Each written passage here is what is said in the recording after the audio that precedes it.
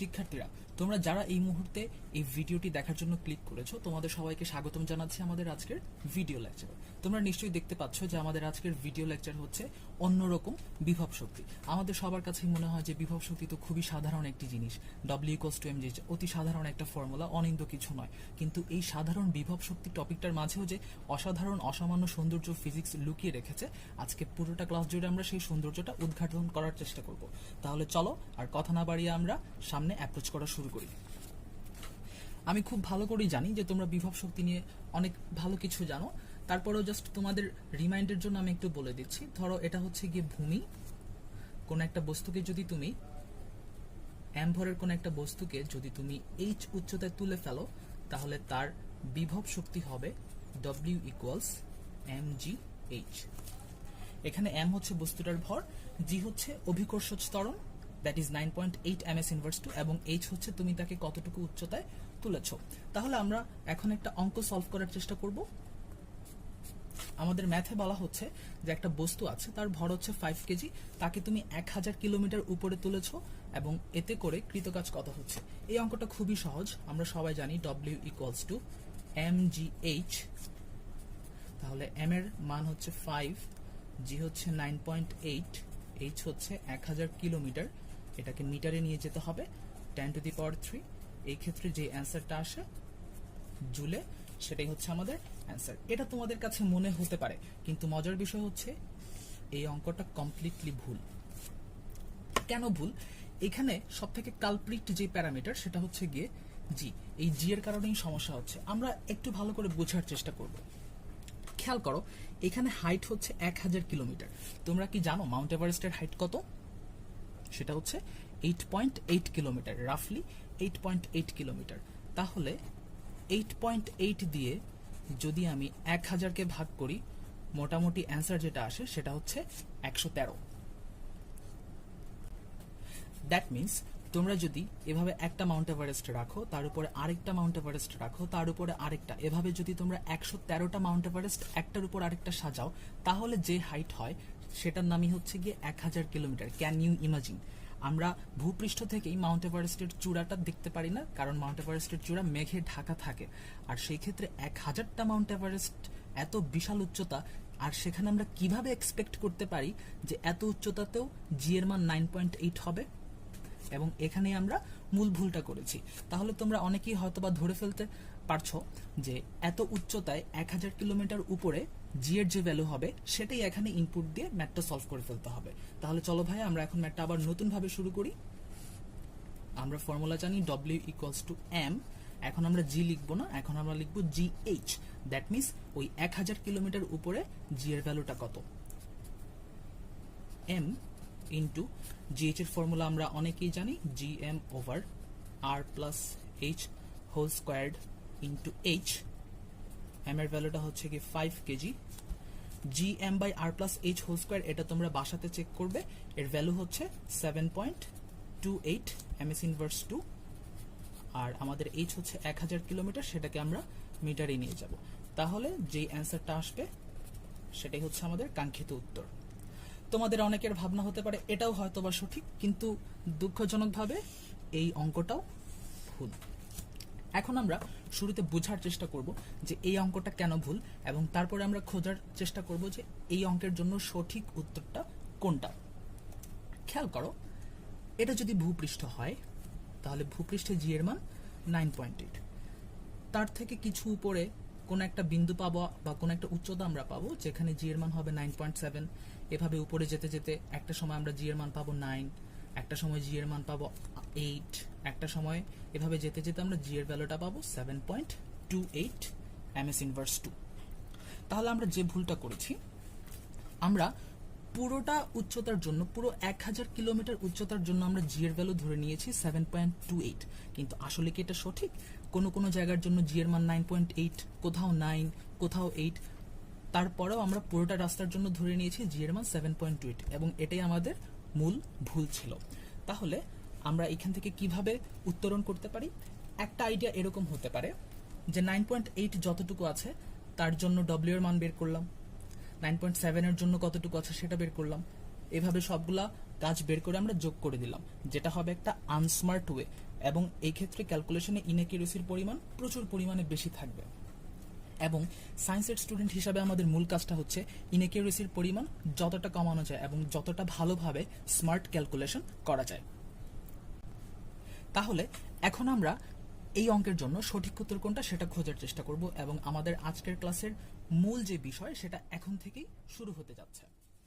তাহলে এখন আমরা একটা ডিরাইভেশন দেখার চেষ্টা করব, যে ডিরাইভেশনের মাধ্যমে একটু আগে আমরা যে ম্যাথটা করতে ব্যর্থ হয়েছিলাম সেই ম্যাথটা এখন খুব ইজিলি সলভ করে ফেলা যাবে। খেয়াল করো ভাইয়া, এটা হচ্ছে পৃথিবী, কেন্দ্র থেকে ভূপৃষ্ঠ পর্যন্ত দূরত্ব বা ব্যাসার্ধ হচ্ছে ক্যাপিটাল আর, পৃথিবীর ভর হচ্ছে ক্যাপিটাল এম, এবং এর উপরে একটা বস্তু রাখা আছে ভূপৃষ্ঠে যার ভর হচ্ছে স্মল এম।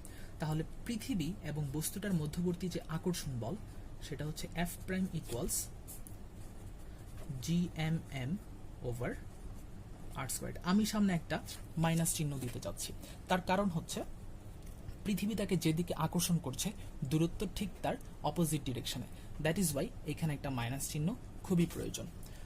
এখন তুমি একটা কাজ করতে পারো, সেটা হচ্ছে এই বস্তুটাকে তুমি ধরে খুবই অল্প দূরত্ব ডি আর দূরত্ব পরিমাণ উপরে উঠাতে পারো, এবং এর জন্য তুমি বুঝতেই পারছো তোমাকে বিপরীত দিকে একটা বল প্রয়োগ করতে হবে, সেটা হচ্ছে এফ আমরা ধরে নিচ্ছি। তাহলে আমরা লিখতে পারি F equals negative of F prime, or F equals লেখা যাবে ultimately GMM over R squared. তাহলে এই অল্প দূরত্ব উঠানোর জন্য অবশ্যই তোমাকে কিছু কাজ করতে হয়েছে এবং সেটার পরিমাণও খুবই অল্প। তাহলে অল্প কাজ DW ইকুয়ালস আমরা লিখতে পারি বল ইন্টু অল্প সরণ ইকুয়ালস F সমান GMM over R squared DR। আমরা অল্প কাজ থেকে বৃহৎ কাজ পেতে যাচ্ছি এবং তার জন্য একমাত্র যে উপায় সেটা হচ্ছে ইন্টিগ্রেশন করে ফেলা। So integration of DW equals, যারা কনস্ট্যান্ট আছে তাদেরকে আমরা ইন্টিগ্রেশন সাইনের বাইরে রেখে দিব। এখন আমাদের কাজ হচ্ছে লিমিটগুলো বসানো। খেয়াল করো ভাইয়া, বস্তুটা একদম শুরুতে এই পজিশনে ছিল ভূপৃষ্ঠে, এবং আমরা দূরত্বগুলো পরিমাপ করব কেন্দ্র থেকে। খুবই ইম্পর্টেন্ট কথা, আমরা দূরত্ব পরিমাপ করব হচ্ছে কেন্দ্র থেকে। তাহলে কেন্দ্র থেকে বস্তুর আদি যে দূরত্ব সেটা হচ্ছে ক্যাপিটাল আর, তাই আমার লোয়ার লিমিট বা স্টার্টিং লিমিট হচ্ছে গিয়ে ক্যাপিটাল আর। এরপরে বস্তুটাকে আমরা সার্টেন একটা হাইট তুলে ফেলতে পারি, এবং সেই হাইটটা যদি ভূপৃষ্ঠ থেকে h পরিমাণ হয়ে থাকে, তাহলে আমরা একটু আগেই বলেছি যে দূরত্ব পরিমাপ করতে হবে কেন্দ্র থেকে। তাহলে কেন্দ্র থেকে h উচ্চতা পর্যন্ত ডিস্টেন্স হচ্ছে r প্লাস h, তাই আমাদের আপার লিমিট হবে r প্লাস h। অতএব w ইকুয়ালস GMM, এই পোর্শনটাকে যদি তোমরা ইন্টিগ্রেশন করে ফেলো তাহলে লেখা যাবে মাইনাস 1/r, আমরা লিমিটগুলো বসিয়ে দিচ্ছি, equals GMM minus 1 over r plus h, মাইনাসে মাইনাসে প্লাস হবে 1/r। তোমরা এই অংশটা ক্যালকুলেশন করবে, খুবই সহজ একটা ক্যালকুলেশন করার পরে আমরা খুবই সুন্দর একটা ফর্মুলা পাবো, সেটা হচ্ছে W equals GMM into h over r into r plus h। এটা খুবই গুরুত্বপূর্ণ একটা ফর্মুলা আমাদের ওই ম্যাথটা সলভ করার জন্য। এই ফর্মুলাটা খুবই বিশেষ একটা অর্থ বহন করে, সেই জিনিসটা আমি তোমাদেরকে একটু বোঝানোর চেষ্টা করি। আমরা আগের ম্যাথটা সলভ করতে পারছিলাম না শুধুমাত্র একটা প্যারামিটারের জন্য, সেই প্যারামিটারটা হচ্ছে গিয়ে স্মল জি। এই প্যারামিটারটা সবসময় আমাদেরকে একটা ঝামেলার সৃষ্টি করছিল, কিন্তু এখন আমরা যে ফর্মুলাটা ডিরাইভ করেছি সেই ফর্মুলার মাঝে কিন্তু স্মল জি এর কোনো অস্তিত্ব নেই। দ্যাট মিনস স্মল জি ছাড়াও কিন্তু আমরা ওই ম্যাথটা খুব ভালোভাবে সলভ করতে পারি, এবং এটাই হচ্ছে এই ফর্মুলার সবথেকে বিশেষ সুবিধা। সো এখন আমরা আগের ম্যাথটাতে ব্যাক করব এবং ওই ম্যাথটা খুব সুন্দর করে ইজিলি সলভ করে ফেলার চেষ্টা করব। আমরা জাস্ট যে ফর্মুলাটা ডিরাইভ করেছি সেটা হচ্ছে W equals to GMM into h over r into r plus h. So g এর ভ্যালু আমরা সবাই জানি 6.673 into 10 to the power minus 11, পৃথিবীর ভর 5.975 into 10 to the power 24, small m হচ্ছে বস্তুটার ভর, that is 5 kg, into h হচ্ছে 1000 কিলোমিটার, সেটাকে আমরা মিটারে নিয়ে যাব, এবং পৃথিবীর ব্যাসার্ধ হচ্ছে 6400 kilometre, into 10 to the power 3, মিটারে নিয়ে যেতে হচ্ছে। r প্লাস h, r হচ্ছে 6400 কিলোমিটার, h হচ্ছে 1000 কিলোমিটার, দ্যাট মিনস সাম করলে সেটা আসবে 7400 কিলোমিটার, এবং এটাকেও আমরা মিটারে নিয়ে যাব। এই পুরো অংশটা যদি ভাইয়া তুমি ক্যালকুলেশন করে ফেলো, তাহলে যে অ্যান্সার আসবে সেটাই হচ্ছে আমাদের পারফেক্ট অ্যান্সার। এবং এই অ্যান্সারের মাঝে এখন আর কোনো ভুল হচ্ছে না, এখন চিন্তা করো না, এখন ভাইয়ার অঙ্কটা কাটবো না। আচ্ছা, আমাদের অঙ্কটা শেষ হয়েছে, তবে আমরা যেই ফর্মুলাটা একটু আগে ডিরাইভ করেছি সেই ফর্মুলাতে আমরা আরেকবার ব্যাক যেতে যাচ্ছি। নিশ্চয়ই তোমাদের মনে আছে আমরা ফর্মুলাটা যেটা ডিরাইভ করেছিলাম, that is W equals GMM into H over R into R plus H। এই ফর্মুলাটা খুবই কাজের একটা ফর্মুলা, খুবই দরকারি একটা ফর্মুলা। এই ফর্মুলা থেকে আমরা একটা ভ্যারিয়েশন দেখার চেষ্টা করব।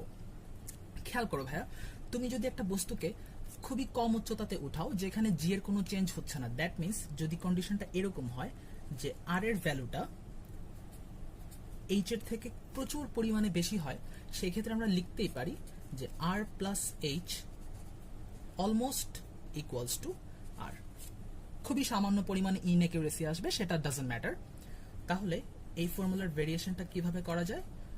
W equals GMM into H over R, এবং আমরা বলেছি যে আর প্লাস এইচ কে কি লেখা যাবে?